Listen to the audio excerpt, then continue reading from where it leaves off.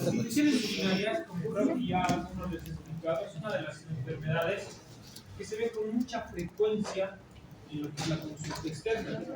Les vemos una diapositiva donde dice epidemiológicamente son 7 millones de consultas ambulatorias que se realizan al año en Estados Unidos con infección urinaria. Esta es la patología que más frecuente se ve en la consulta externa, de cualquier especialidad que ustedes vayan a realizar. ¿Cuál es la definición? Las infecciones urinarias es una respuesta inflamatoria a un proceso infeccioso del epitelio urinario, ¿no? Es una infección o inflamación del aparato urinario que se puede asociar a dos tipos de términos: la bacteriuria y la piuria. La bacteriuria, como dice su nombre, es la presencia de bacterias dentro de lo que son las vías urinarias, y la piuria es la presencia de piocitos.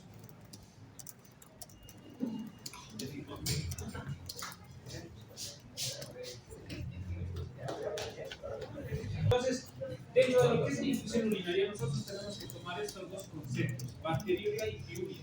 ¿Por qué son importantes? Porque ustedes tienen que ver, cuando realizan un examen general de orina, tienen que ver la presencia de piocitos para considerarlo como una infección urinaria. Porque la presencia de bacterias se la puede tomar normal en cierta cantidad de bacterias, ya que la orina es el desecho tóxico de todo nuestro organismo. Entonces, estos dos términos siempre se van a encajar en lo que es una definición de la infección urinaria. Como les vuelvo a repetir, es un proceso inflamatorio infeccioso de lo que es el epitelio de las vías urinarias. Tenemos la clasificación. La clasificación de las infecciones urinarias son varias. Como pueden ver acá, de acuerdo al origen, pueden ser nosocomial, que obviamente se van a dar dentro de un hospital, y las comunitarias, que son las infecciones urinarias que las van a adquirir fuera del hospital. De acuerdo a las repercusiones clínicas, estas pueden ser complicadas y no complicadas. De acuerdo a la localización, pueden ser altas o bajas, que son las vías altas cuando compromete el riñón y las vías urinarias, que son los uréteres, y las inferiores cuando compromete lo que es la vejiga, la uretra y en el varón lo que es la próstata. Tenemos otra clasificación de acuerdo a su aparición, que puede ser aguda o crónica, de acuerdo a los síntomas, que puede ser una infección urinaria sintomática y una infección urinaria asintomática, de acuerdo a la presentación, que puede ser una infección urinaria nueva o puede ser una infección urinaria recurrente. Esta clasificación o estas 6 clasificaciones son las que más nos interesan, y las que más importan en urología son la complicada, no complicada, la nosocomial y la comunitaria, y dentro de estas lo que son la sintomática y asintomática. Las otras son importantes, obviamente. Dentro de la recurrente también nos interesa en urología porque pueden haber alteraciones anatómicas. Vamos a empezar. Bueno, les voy a dar la definición de la recurrente. Lo que nos interesa de estas, las infecciones urinarias complicadas, su definición es toda infección urinaria que tiene una alteración anatómica o fisiológica dentro de lo que es el aparato genitourinario. Esa es una infección urinaria complicada y así la tienen que definir, que tenga una alteración anatómica o fisiológica dentro del aparato genitourinario. Se considera una infección urinaria complicada. Una no complicada es una infección urinaria alta, una aguda crónica, una baja, ya ustedes la verán cómo es. Pero la complicada me interesa porque el urólogo es el que trata este tipo de infecciones. Porque si tienen un riñón en herradura, va a producir una infección urinaria. Si hay la presencia de una litiasis que está complicando la vía urinaria, es un tratamiento por el urólogo. Si existe doble sistema pilocalicial, si existe reflujo vesicoureteral, si existe la presencia de divertículos a nivel vesical, estenosis de uretra, cualquier alteración anatómica que se pueda presentar a nivel del aparato genitourinario, el urólogo lo tiene que ver porque nosotros vamos a operar este tipo de pacientes.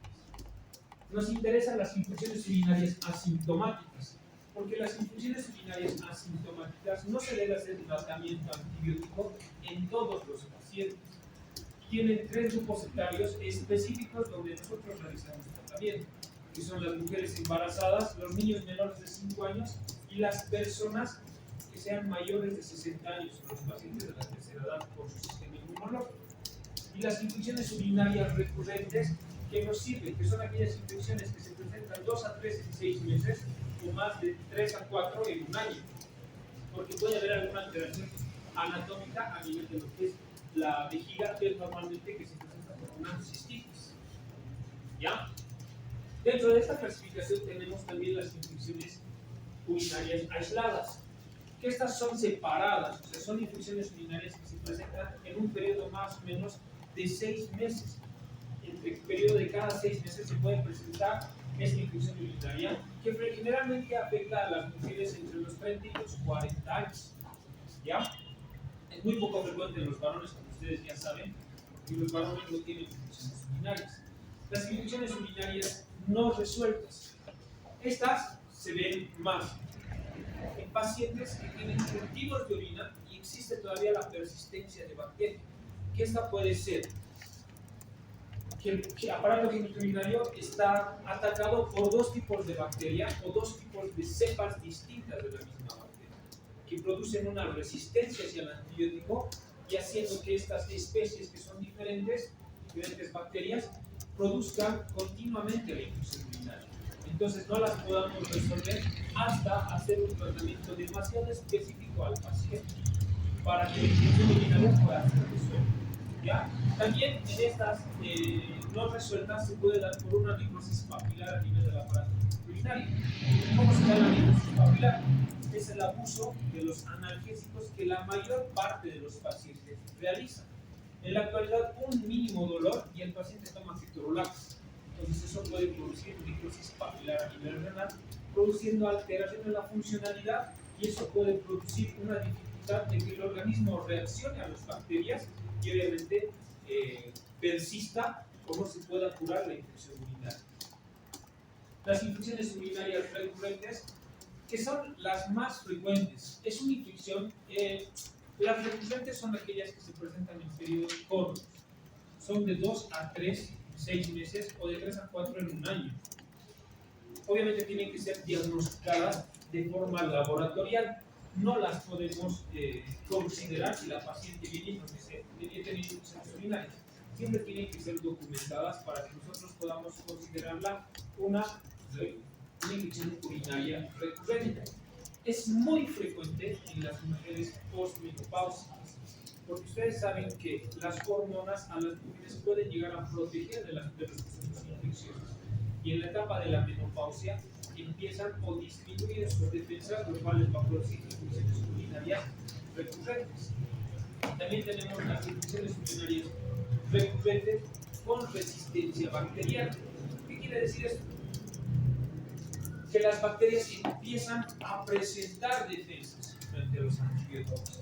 Y estos focos bacterianos, por sus defensas, empiezan a presentar alteraciones, y dentro de eso tenemos la persistencia en las prostatitis. En los varones, la prostatitis crónica. Los cálculos que se pueden presentar a nivel de las vías urinarias altas, a nivel renal o a nivel vesical, a nivel ureteral, son focos que van a hacer una persistencia de las infecciones urinarias, porque dentro de estas piedras, por ejemplo, se van a rodear de bacterias, los cuales en el pequeño movimiento van a liberar las bacterias nuevamente, produciendo una reinfección.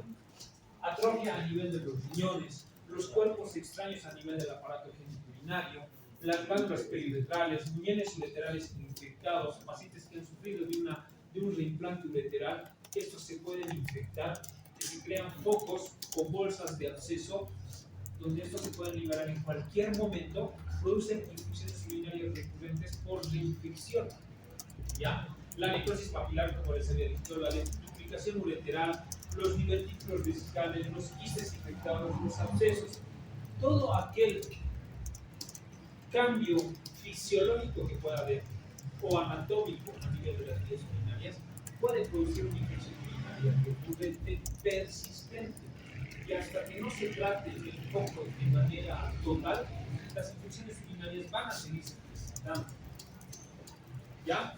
Y es lo que les decía, que epidemiológicamente es muy frecuente esta infección, esta patología.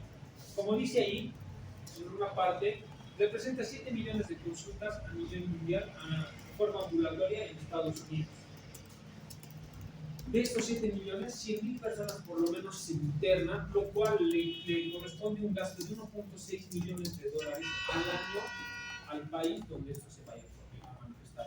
Estos son datos de Estados Unidos, donde se ha visto que se gasta un montón de dinero en esa patología. ¿Por qué? Porque existe un mal tratamiento desde el momento que llegan a la consulta externa. Eso es lo que les digo a los chicos cuando vienen a la práctica. Las infecciones urinarias, por el mal manejo, el costo es muy alto. Pacientes, si les he demostrado algunos, cuando vienen con su examen de orina, no tienen ningún tipo de patología, pero ya les han iniciado septicemia. Y el paciente ya viene sin ningún tipo de síntomas, viene con otro tipo de clínica, no tiene ningún tipo de alteración, pero ese mal manejo hace que ese paciente, cuando realmente tenga una infección urinaria, necesite un tratamiento mucho más amplio, un antibiótico mucho más fuerte y necesite ingresar aquí a una internación que es prolongada y que va a ser un gasto para el Estado o para el mismo paciente. Por eso epidemiológicamente es muy importante que ustedes conozcan cuáles son los signos, los síntomas, cuál es la clasificación real de esa infección urinaria.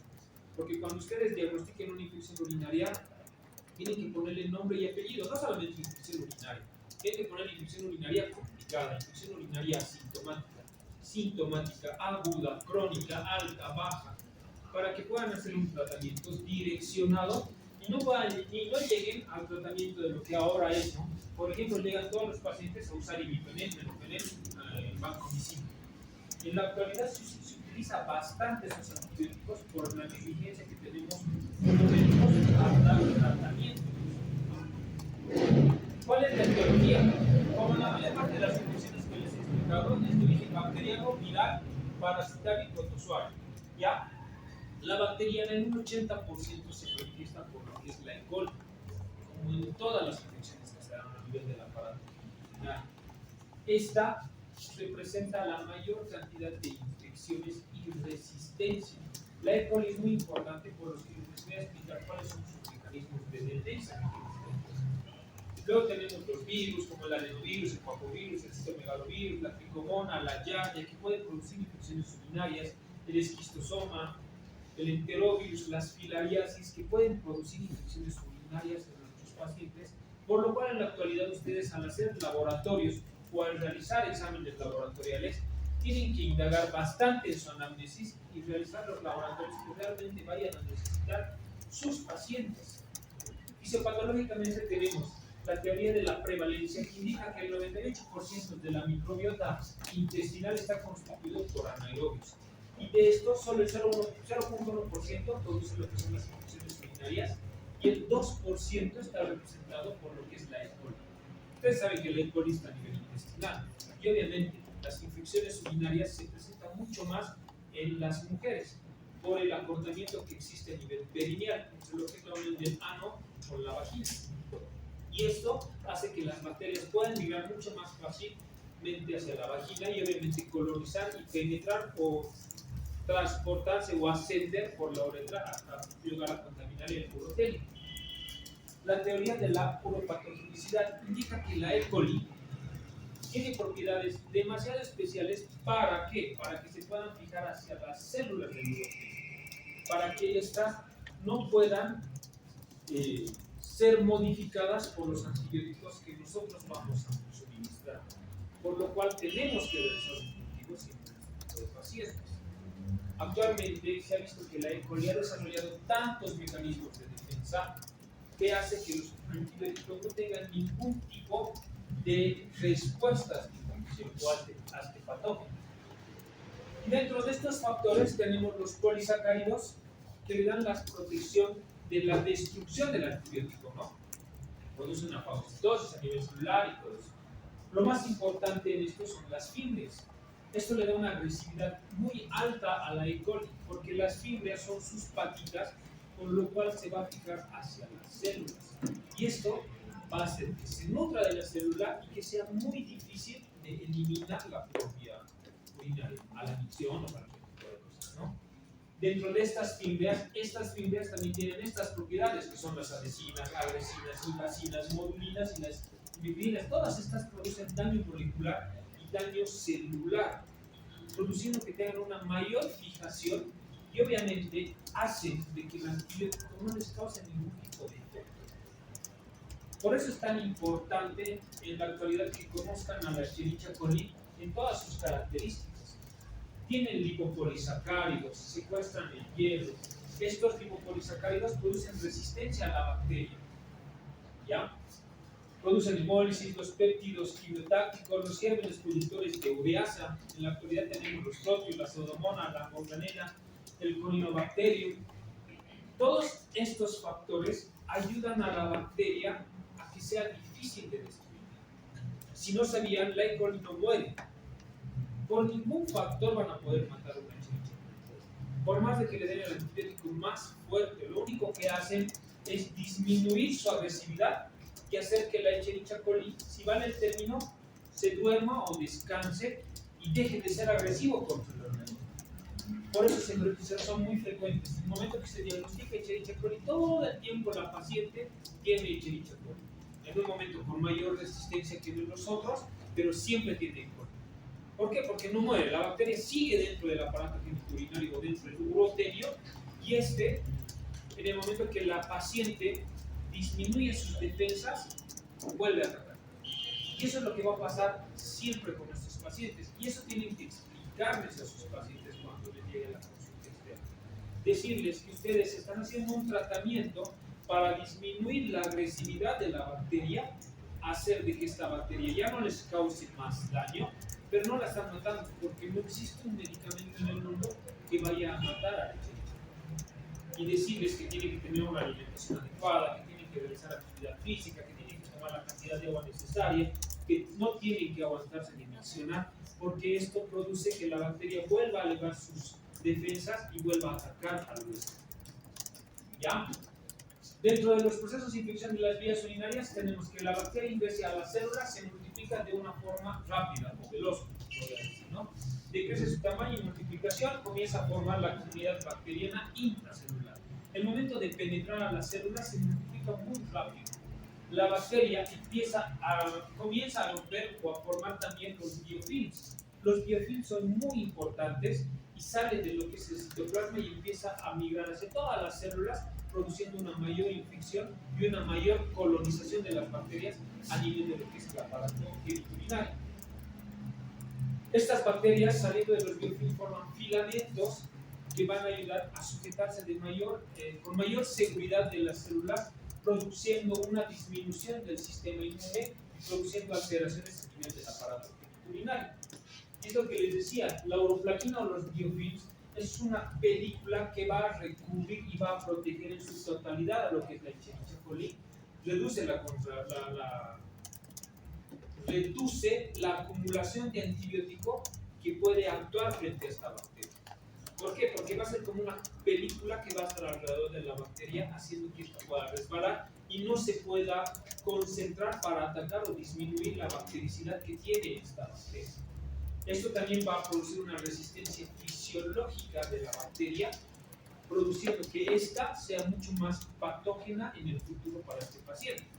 Por eso es que no tienen que dar antibióticos al azar, no pueden darle un antibiótico de inicio de amplio espectro para una infección urinaria. Tienen que empezar por lo básico y ir subiendo de acuerdo a un cultivo que ustedes vayan teniendo. Estos pacientes que empiezan a formar lo que son la uroplaquina o los biofilms, son aquellos pacientes que son portadores especialmente de talla vesical o sondas uretrovesicales, pacientes portadores de catéter doble J, porque dentro de estos artefactos externos se empiezan a colonizar o a formar más bacterias y en el momento que ustedes hagan un retiro de la sonda empiezan a dejar las bacterias. En el momento que hagan un retiro del catéter doble J o un movimiento o un cambio de la sonda, empiezan a liberar bacterias y los pacientes comienzan a presentar los síntomas y los signos para una infección urinaria. Así como tienen mecanismos de defensa las bacterias o mecanismos para que sean mucho más agresivas, el huésped también tiene mecanismos de defensa. Dentro de estos están los mecanismos renales, ureterales, vesicales, uretrales, prostáticos y la orina. Todos estos se van moviendo de acuerdo a la actividad y a la funcionalidad que tiene. La hiperosmolaridad que tiene a nivel renal produce una defensa para que las bacterias no se reproduzcan muy fácilmente. El peristaltismo o el reflujo que tienen los uréteres ayudan a que las bacterias no se colonicen de forma adecuada. La micción, los glucosaminoglicanos, la inmunoglobulina A, todos los anticuerpos que vayan a poder secretar la vejiga pueden ayudar a proteger. La uretra, por la longitud que tiene la uretra en los varones, es un mecanismo de defensa para que los varones no tengan infecciones urinarias.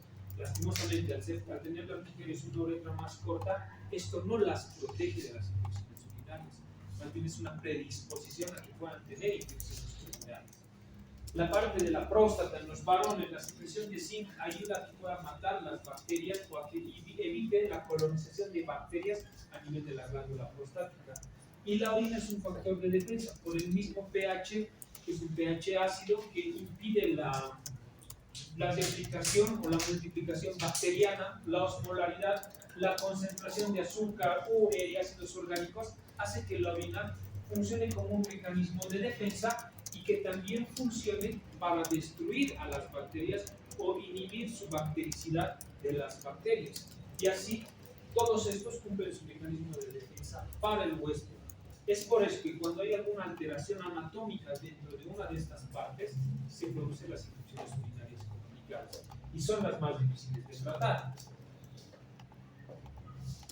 A nivel de las mujeres, tenemos que la vagina cumple un rol importante, ¿no es verdad? Tiene desde lo que es la nivel del pH vaginal, que es lo que las va a cuidar de las infecciones urinarias. La concentración de los lactobacilos ayuda a que las bacterias no se reproduzcan o las defienden contra estas bacterias para que no puedan migrar de forma ascendente, llegar a la uretra y contaminar el uroterio.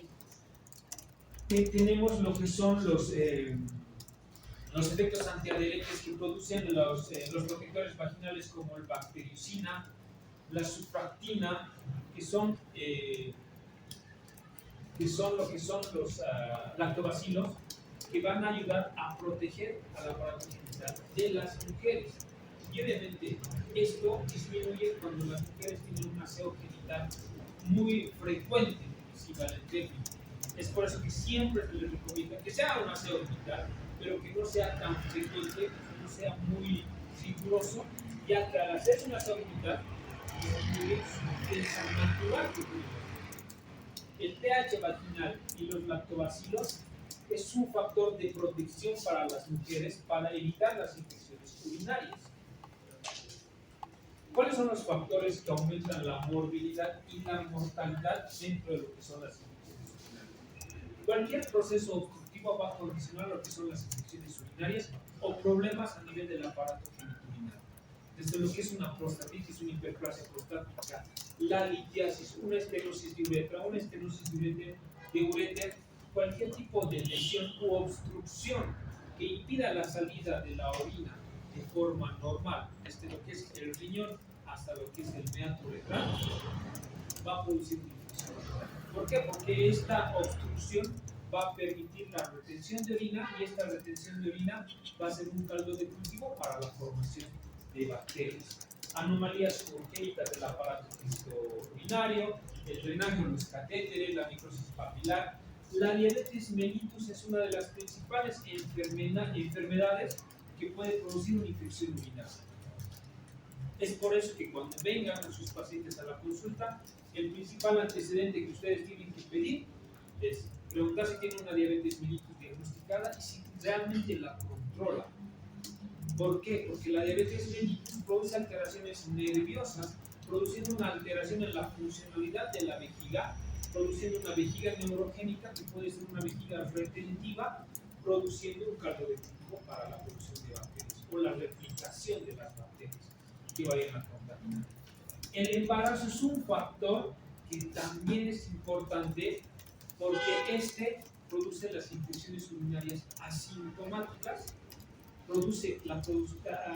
hay una compresión de lo que es el aparato urinario por la expansión del uréter, altera la anatomía normal, tanto del riñón, del uréter y de la vejiga por el crecimiento o la distensión del uréter, produciendo una anomalía que va a ser reversible en el momento del parto, pero durante la gestación está produciendo una anomalía anatómica dentro del aparato genitourinario, produciendo o predisponiendo a lo que son las infecciones urinarias, las prostatitis bacterianas y, como les decía, las vejigas neurogénicas son importantes que nosotros averigüemos esto, porque todos estos factores aumentan la posibilidad de que el paciente pueda tener una infección urinaria. Es muy importante que se fijen todos este tipo de cosas en sus pacientes, que averigüen si han tenido antecedentes de infecciones urinarias, que averigüen si han tenido traumas a nivel de la columna vertebral, si han tenido alguna vez drenajes, si les han puesto